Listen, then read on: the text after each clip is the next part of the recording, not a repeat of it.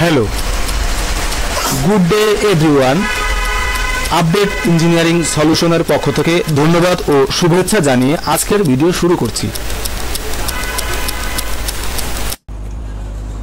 আজকে আমি আপনাদেরকে দেখাবো যে অনেকে যারা 20 জন বা 25 জন মিলে যে গ্রুপে বাড়ি করেন, সেই গ্রুপে বাড়ি করতে গেলে আপনাদের একটা পাকাপোক্ত দলিলের প্রয়োজন হয়। সেই দলিলের বিষয়টি নিয়ে আজকে আমি আলোচনা করব।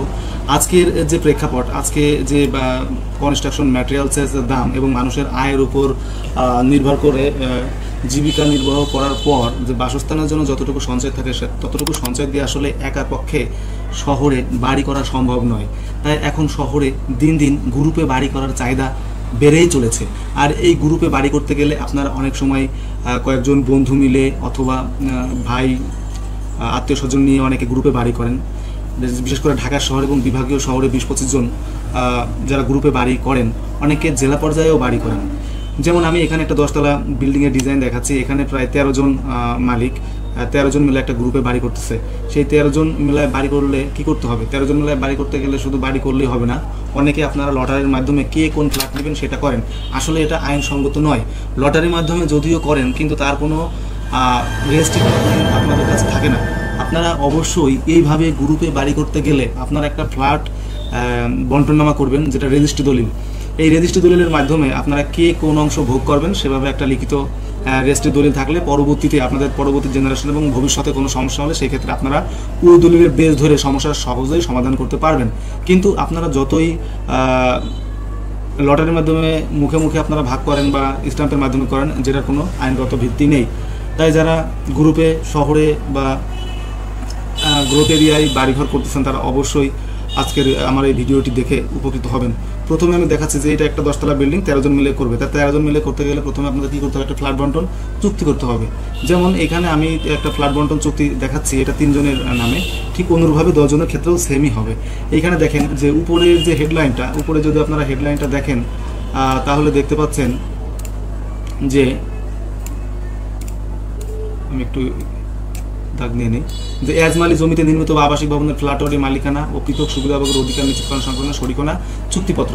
এইভাবে একটা শরিকানা চুক্তিপত্র করতে হবে, যেটা রেজিস্ট্রি হতে হবে। এখানে প্রথমে আপনারা দেখেন যে এই যে এখানে 5তলা বিল্ডিংয়ের বন্টনটা দেখাইছি আমি, যদিও এখানে 13 জনের 10তলা বিল্ডিংয়ের ক্ষেত্রেও এরকম 10তলা পর্যন্ত স্কেচ করতে হবে। উত্তর পাশে কে নেবে, দক্ষিণ পাশেও কে নেবে, সিঁড়িটা কোন পাশে, অর্থাৎ সিঁড়ির দক্ষিণ পাশে আবাসিক ইউনিট প্রথম পক্ষ নিবে, এজমালি গ্যারেজ প্রথম পক্ষ, দ্বিতীয় পক্ষ, তৃতীয় পক্ষ, এটা সবাই গ্যারেজ সবাই পাবে। আর আবাসিক অংশ এইভাবে দ্বিতীয় তলার দক্ষিণ পাশের ইউনিট, সিঁড়ির দক্ষিণ পাশের ইউনিট পাবে তৃতীয় পক্ষ এবং উত্তর পাশের ইউনিট তৃতীয় পক্ষ, অর্থাৎ দ্বিতীয় তলাটা সম্পূর্ণটা তৃতীয় পক্ষ। এবার তৃতীয় তলায় পাবে দ্বিতীয় পক্ষ আবু জাফর, প্রথম পক্ষ ওমর ফারুক। এইভাবে আসলে বন্টনটা করে নিতে হবে। প্রথমে একটা স্কেচ করে আপনারা নিজেরা কে কতটুকু পাবেন। যেমন প্রথম অংশ প্রথম পক্ষ কে পাবে? অনুমোদিত 5ম তলা বিল্ডিংটি নিচতলা প্রথম তলার সিঁড়ির উত্তর পাশের গ্যারেজের 1/3 অর্থাৎ এত বর্গফুট। তারপরে নিচতলার সিঁড়ির দক্ষিণ পাশের আবাসিক অংশের ইউনিট যার আয়তন 606 বর্গফুট, তৃতীয় তলার সিঁড়ির উত্তর পাশের ইউনিট যার আয়তন 1033 বর্গফুট, চতুর্থ তলার সিঁড়ির দক্ষিণ পাশের ইউনিট যার আয়তন 606 বর্গফুট এবং পঞ্চম তলার সম্পূর্ণ অংশ যার আয়তন এত। এখন দেখতে পাচ্ছেন এখানে যে আমি অংশটা লিখেছি, অংশটা লিখতে গেলে অবশ্যই আপনাদেরকে কি করতে হবে?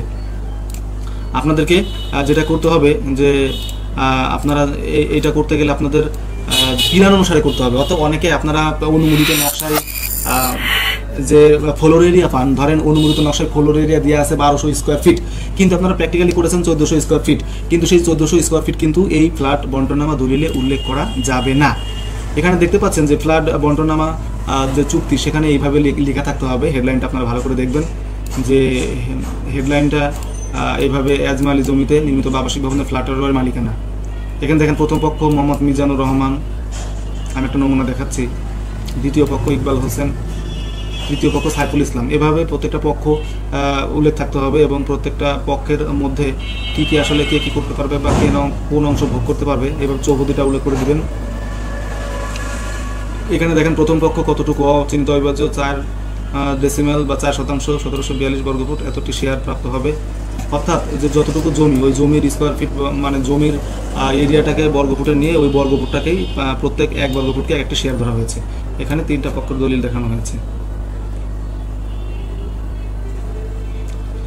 এইভাবে কে কোন অংশ পাবে সেইভাবে আপনারা করবেন। যেমন এখানে দলিলে উল্লেখ থাকবে প্রথম পক্ষ কীভাবে ভোগ করবে।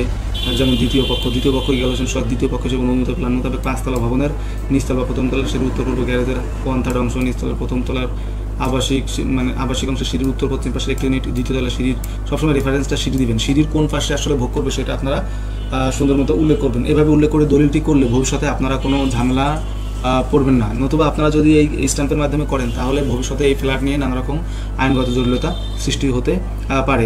ভিউয়ার্স, যারা ফ্ল্যাটে গ্রুপে বাড়ি করছেন তারা অবশ্যই এই ভিডিওটি দেখবেন এবং এই নমুনা মোতাবেক দলিলের করার জন্য কোনো হেল্পের প্রয়োজন হলে আমার সাথে যোগাযোগ করতে পারেন। দেখেন যে 10 স্টোরি বিল্ডিং করতে গেলে আপনারা নিচতলা এখানে একটা রুফ ফ্লোর এরিয়া দেওয়া, আমরা যদি নিচের ফ্লোরটা দেখি এইভাবে জমিটা রয়েছে। লেআউট প্ল্যানে রয়েছে উত্তর দক্ষিণ পূর্ব পশ্চিম পূর্ব দিকে রাস্তা রয়েছে এবং এটা হচ্ছে গ্রাউন্ড ফ্লোর প্ল্যানটা পুরোটাই গ্যারেজ এবং typical 1st to 9th floor অর্থাৎ দ্বিতীয় থেকে 10ম তলা পর্যন্ত এখানে ইউনিট হয়েছে 4টি। যেমন দেখেন এই সিঁড়ি দিয়ে উঠেই এইখানে একটা ইউনিট, এইখানে একটা ইউনিট এবং এই সাইডে একটা ইউনিট এবং এই সাইডে একটা ইউনিট, টোটাল 4টা ইউনিট। এইভাবে আপনারা ফ্ল্যাট যদি তৈরি করতে চান কয়েকজন মিলে তাহলে অবশ্যই এই প্ল্যানের সহযোগিতা নিতে পারেন। আর গ্রুপে বাড়ি করতে গেলে প্ল্যান সংক্রান্ত কোনো বিষয়ে সহযোগিতা লাগলে আমার সাথে যোগাযোগ করতে পারেন। আর ভিডিওটি যদি বিন্দুমাত্র ভালো লেগে থাকে অবশ্যই লাইক কমেন্ট শেয়ার করবেন আর পরবর্তী ভিডিও দানের উৎসাহ প্রদান করবেন। অবশ্যই আপনাদেরকে সাবস্ক্রাইব করতে হবে। ভিডিওটি দেখার জন্য ধন্যবাদ।